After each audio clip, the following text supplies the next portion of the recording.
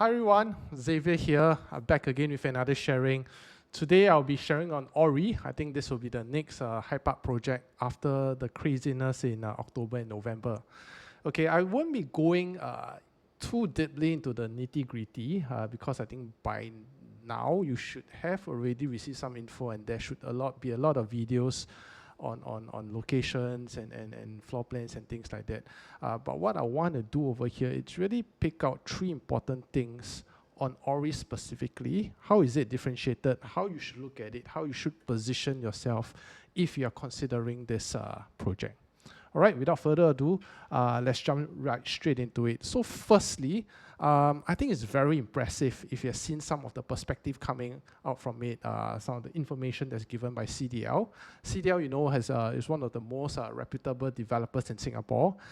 And I guess also because of the price tag, it's not going to be cheap after what was being achieved in EOK, Chuan, and I mean AWT and all these things, right? It's not going to be cheap. So the angle over here is likely going to be a very premium product. And how they're going to do it, I've actually seen it. I think the agents have also, most of the agents have already previewed the show flat. It's quite impressive. So it's really down to this thing called the attributes of the condo. Why attributes is very important? Sorry, be a loss here first. It's because now that you're buying from the show flat, especially from big developer, big development, 777 units over here, it has to be impressive. It has to be a 10 upon 10.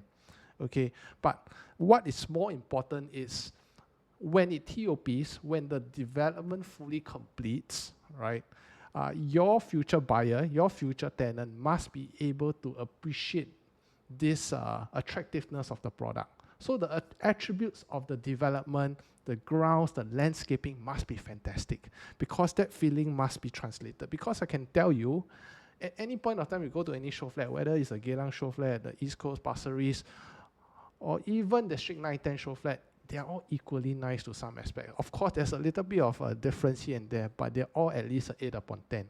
So what matters most is you have to really look at the site itself, look at the attributes of the development, what is being done, and really picture yourself if you are future buyers on the resale market, walking along the grounds. Is it something that really emotionally appeals to you? Because ultimately, Orie is, also located in Toa Payoh. It's a very own stay location. So that emotional feel, that first impression, the drive-in all together, the going to the car park, the coming to your swimming pool, the grounds, looking at the two twin towers, it must feel majestic and impressive. So this is what has been achieved over here. CDL touted this to have 100% site coverage. UL first started with this, the 80-20, meaning to say 20% of the footprints are actually held by the building itself, but 80% of it actually done as a landscaping. But over here they said 100%. How is it being achieved? I guess there are greeneries even within the block itself, even within the facilities of different levels. So if you add up everything, it forms 100%. But maybe we take that out of sight. If you just look at the footprint of the building, it's probably at least also around the 80-20. Okay, conservatively speaking. And it can usually only be achieved by tall skyscrapers like this that's up to 40 stories high. Because the building is small, you don't need to build so many blocks. Just one building and it goes all the way up. Okay, so it will be impressive because you have a lot to explore. There's a lot of greens over there. And if you look at it being a full condo facilities, like let's look at the lap pool itself. Let me just wow you out, because you haven't really seen this. So a lap pool, to me, a 50-meter lap pool, yes, the length is important. It's an Olympic-sized swimming pool. It's important. But what matters most is the width of the swimming pool. So over here, you have it at 10 meters. I was being told that it was 10 meters. Olympic-sized lane typically is around 1.5 meters, so that gives you at least 6 lanes. Because a lot of condos, they may give you a 50-meter lap pool, but probably only 2 or 3 people can swim at the same time, the length of the pool. All right, so this is quite impressive. Of course, you have your tennis courts, and it's also elevated from the road, so you have a lot of landscaping. It's really beautiful. You do have to see it. All right. Also talking about attributes, I also want to put in perspective in terms of context. It's easy to just look at this. I think a lot of agents, what we like to do is just look at this in silo and say, oh, it's beautiful. But that's not very important because you have to really compare with what is around. So over here, I just simply compare with two existing projects. There's not many in Toa Payoh, to be fair. That's generally newer. And the newer ones also happen to be in the Braddell side. There's Braddell MRT and Toa Payoh. So Braddell side, we have, of course, Travista. That is a bit older, and then just next to it will be Gem Residences. Okay, so let's take a look at the site itself. How is it differentiated from them? So on the left over here, you'll see that this is actually Gem Residences site map. So I think it's just plainly, very simply already differentiated from the fact that Gem Residences do have a multi-story car park. Yes, there are facilities on top of it, but it's a very different feel when your facilities are at different level. That's really one thing, because as an experienced agent bringing buyers around, undulating land can be quite irritating because you have to take certain leave, walk through certain steps to get to a certain level, or that feel that when you're standing there, you don't have that kind of wide span of views of the entire landscaping. It's not as nice.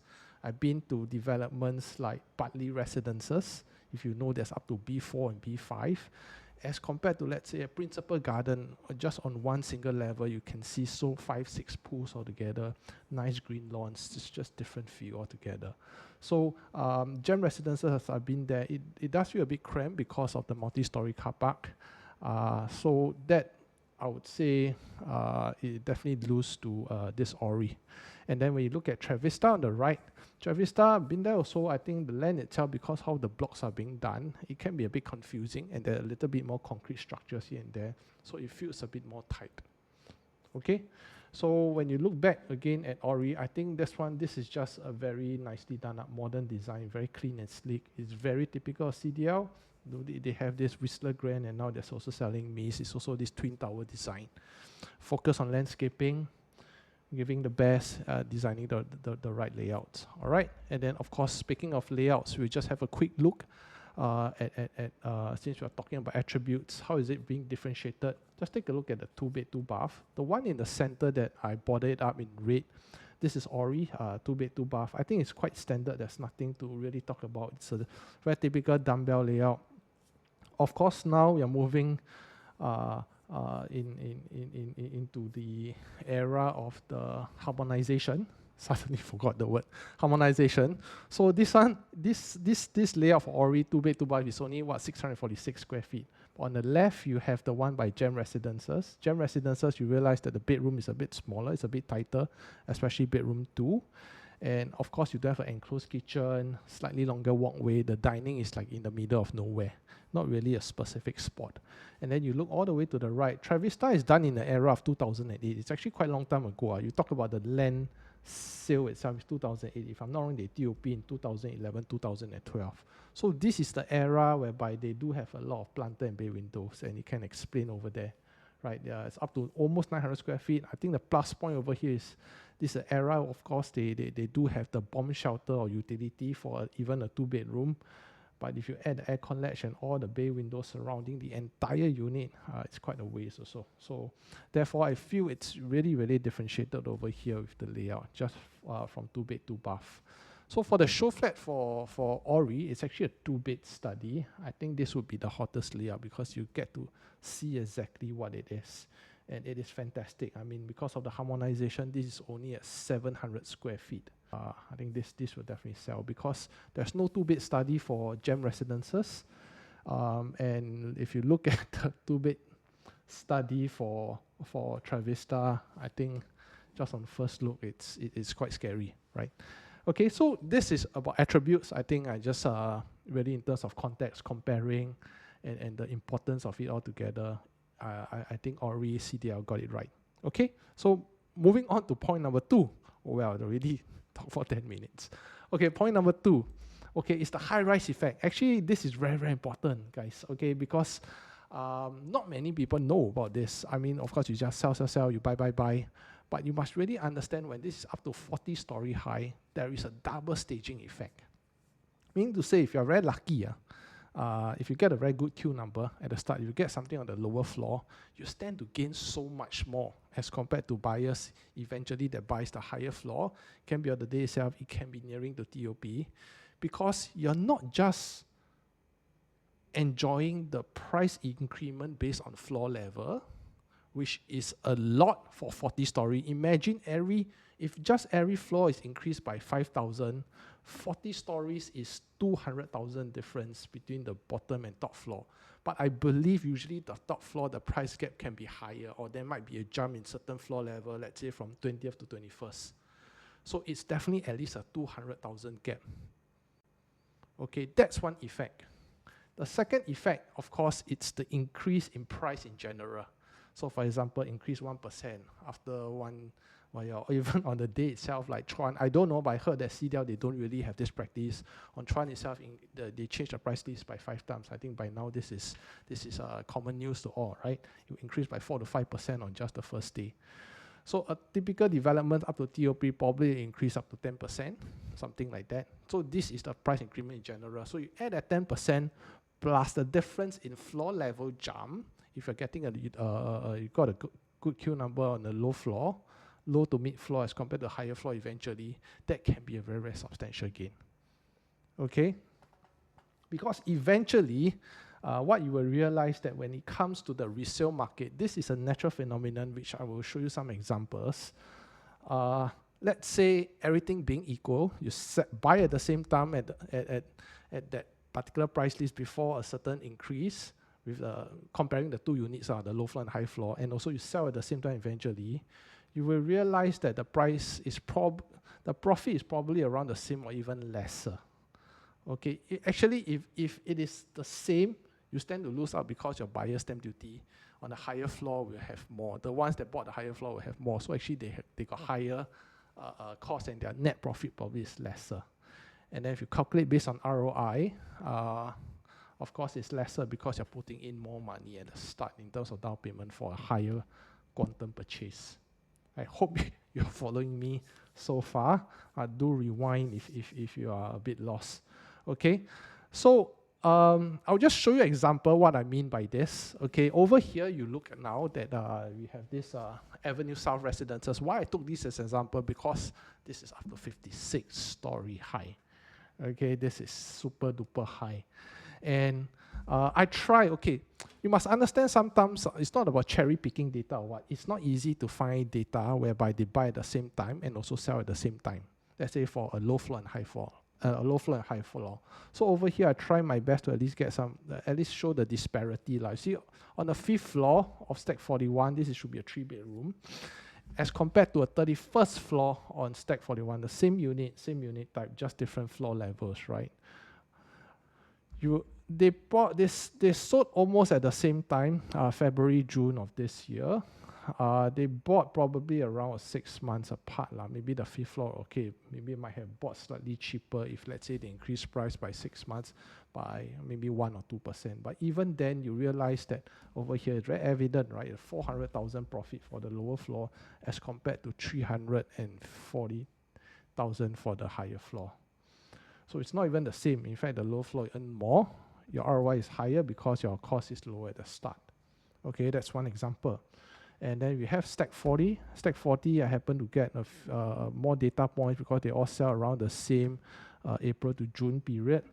Level 7, low floor, mid floor, and high floor, right? So level 7, wow, register the highest is 120,000, and then you have even the mid floor you register higher than the highest floor, 47. Okay.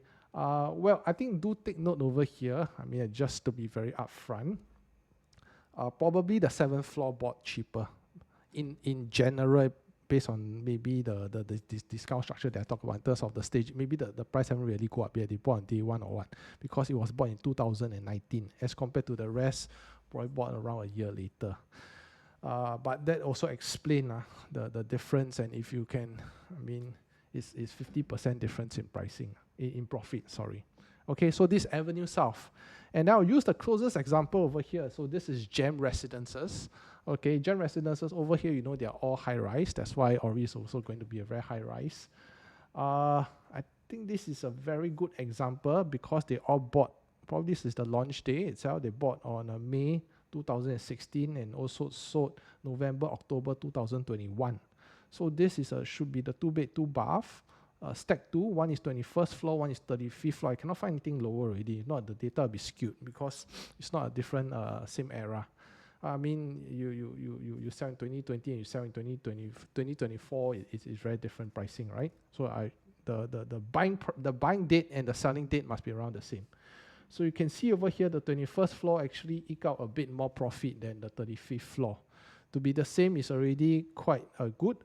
I mean, to be the same is already very good if you are buying a lower floor, but the fact that over here you even eke out more profits, right? And then you have this should be the 3-bedroom, one on 28th floor and one on 37th floor. The 28th floor, yes, I think maybe they bought on the launch day as compared to 37th floor, which is probably a year later. But you can see the difference in pricing. Try to get as much because not every time they sell at the same time. Okay, so this is the high-rise effect. So what does it mean for you? I think obviously it's if you're really, really keen in Orie, you want to be really buying at the start. And then, of course, hoping that you got a good queue number. You know, nowadays, just expressing interest to buy, if you really want to buy, it's just maybe 50% done. The other part is all about luck. And of course, if you can somehow try to squeeze out a relative, I think it's a 1 degree difference. Your brother, your parents, your kids or what, right? You get them together, you do the bulk, it's even better. You know, EOK already sold 30 to 40% during the bulk purchase itself.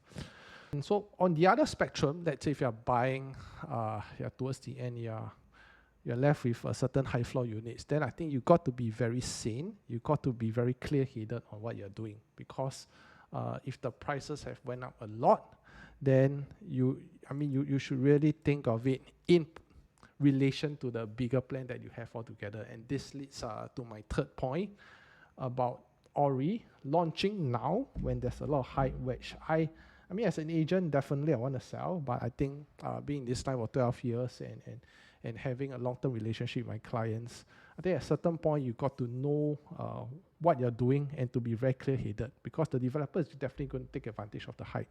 It's not going to be cheap. Any marketing materials outside now that's non-official, that's quoting you a very, very low price, that's below 2005 PSF, I think they're all just baiting you, right? It's definitely going to be upwards of 2.6 for the lowest floor, I believe, up to even 3,000 for the highest floor. So at the end of the day, you really have to come in very clear-headed and to really understand why are you buying Orie, does it fit into your plan? Or let's say if you're having this idea that you can really flip every 3 years, which you want to flip in 2027, 2028, then I would say probably think twice about it, right? Because I think there's a lot of misconception on the ground, being in the line, like say 12 years. It's not every time you can just flip every 3 or 4 years so easily. Even in the resale market that we have listings right now, for projects that were launched 3-4 years ago, it is not very easy to find a buyer, right? Yes, there will be some. Of course, you take the data points here and there, but maybe they're the better units. Maybe they're just lucky to be sold, but there's so many units still on the ground. So you have maybe having this 3 years flipping mindset is wrong, because for me, when I look at real estate, you really want to look at it as a very long-term asset.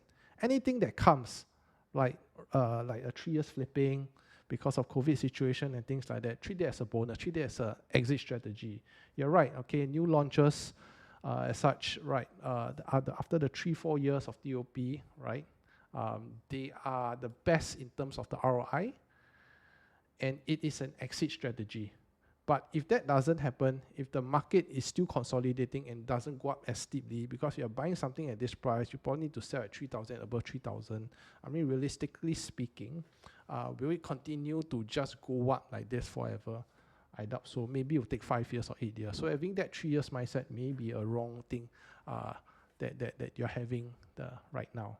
Okay, so really plan properly and think whether it really suits you. If you're really unsure about how it fits all together in your plan, then just hit me up and I'll definitely discuss that with you.